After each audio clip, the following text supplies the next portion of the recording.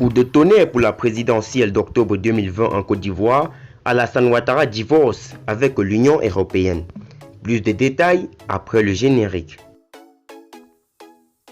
Avant de commencer, n'oubliez pas de vous abonner et d'activer la cloche de notification, car cela va vous permettre de ne plus manquer les prochaines vidéos.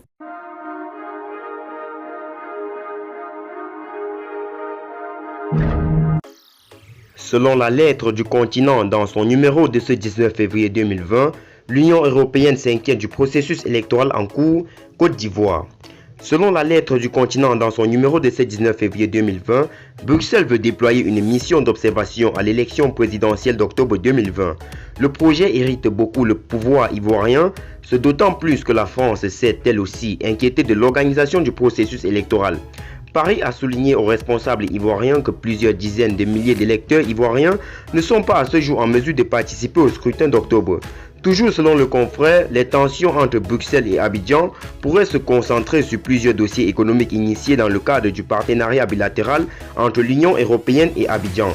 La Commission de l'Union européenne envisage de demander à Alassane Ouattara de venir s'expliquer à Bruxelles sur ce sujet, ainsi que sur la déforestation et sur les efforts du gouvernement ivoirien pour limiter le travail des enfants dans le secteur du cacao.